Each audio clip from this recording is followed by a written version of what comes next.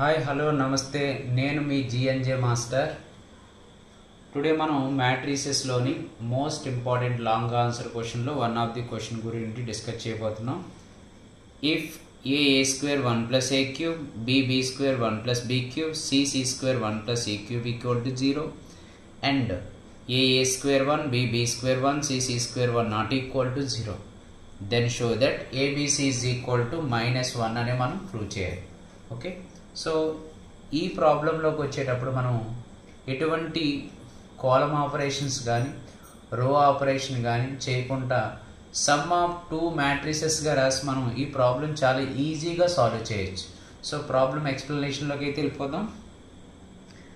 Given matrices మనకి ఇచ్చినటువంటి statements ఏమి ఇచ్చాడు? A square 1 plus A cube B square 1 plus b cube c square 1 plus c cube is equal to 0 and remaining matrices ఏంటి మనకి? a square 1 b square 1 c square 1. ఈ matrix అనేది not equal to 0 అయితే మనం ఏమని prove చేయాలి? ABC equal to -1 అని prove చేయాలి. ఫస్ట్ అది ఇచ్చినటువంటి మ్యాట్రిసెస్ దాన్ని సమ్ ఆఫ్ టూ మ్యాట్రిసెస్గా రాద్దాం. ఎలా నోట్ చేసుకుందాం?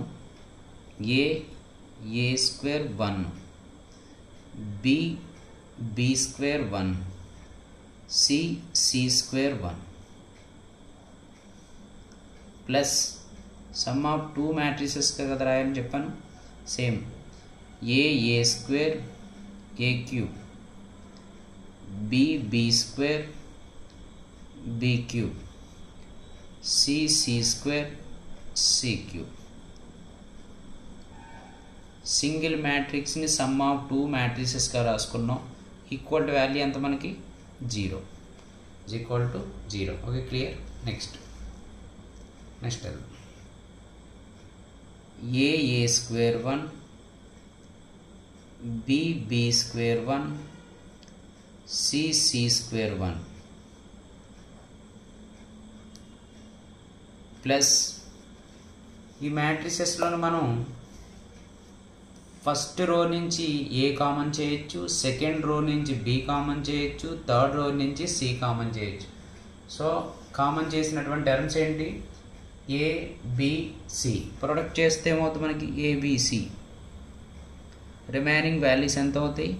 ఏ కామన్ చేస్తే 1, ఏ స్క్వేర్లో ఏ కామన్ చేస్తే ఏ క్యూబ్లో ఏ కామన్ చేస్తే ఏ స్క్వేర్.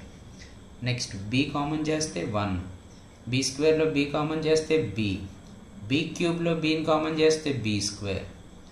సి కామన్ చేసిన తర్వాత 1, సి స్క్వేర్లో సి కామన్ అయితే సి క్యూబ్లో సి కామన్ అయితే C square is equal to 0. Okay, clear. Next ఇక్కడ మనం ఈ టూ మ్యాట్రిసెస్లో యొక్క ఎలిమెంట్ చూడండి, జస్ట్ ఇంటర్చేంజ్ చేస్తే ఈక్వల్ అవుతాయి. సో ఈక్వల్ రావడం కోసం మనం ఏం చేయాలి?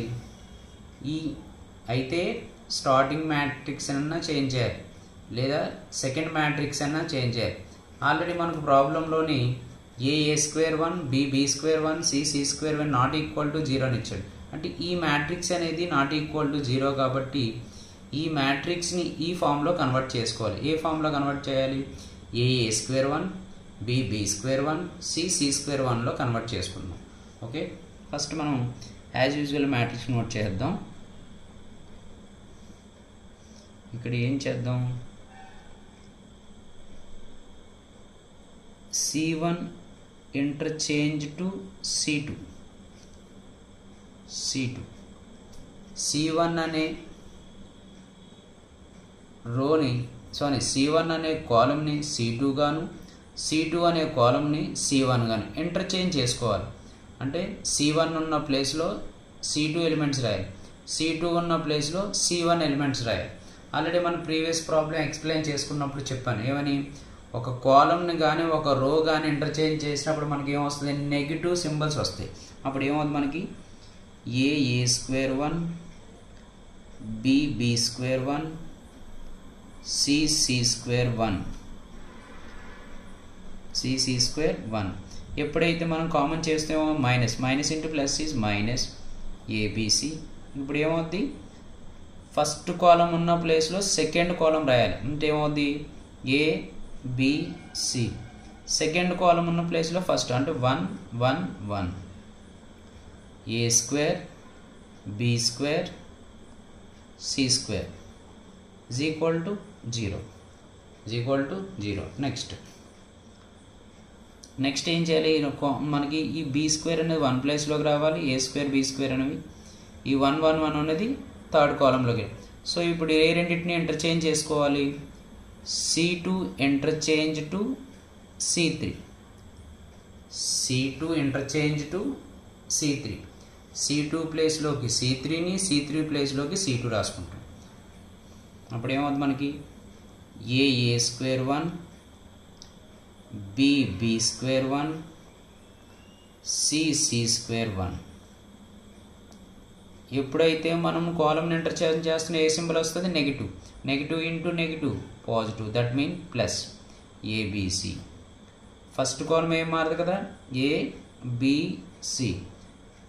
సెకండ్ కాలం ఏం చేయాలి, థర్డ్ కాలం రాయాలి, that means A square B square C square 1 1 1 equal to 0. ఇప్పుడు మనకి ఈ 2 మ్యాట్రిసెస్ అని ఎలా ఉన్నాయి, ఈక్వల్గా ఉన్నాయి. సో ఈక్వల్గా ఉన్న రెండిట్లోంచి మనం ఏం కామన్ చేయొచ్చు, a square 1 B square 1 C square 1 అనే మ్యాట్రిసెస్ని కామన్ చేయొచ్చు. కామన్ చేస్తే రిమైనింగ్ మ్యాట్రిక్స్ ఏమి లేకపోతే ఎంత ఉన్నట్టు 1 plus 1 into abc is abc is equal to 0. Is called a, is called B.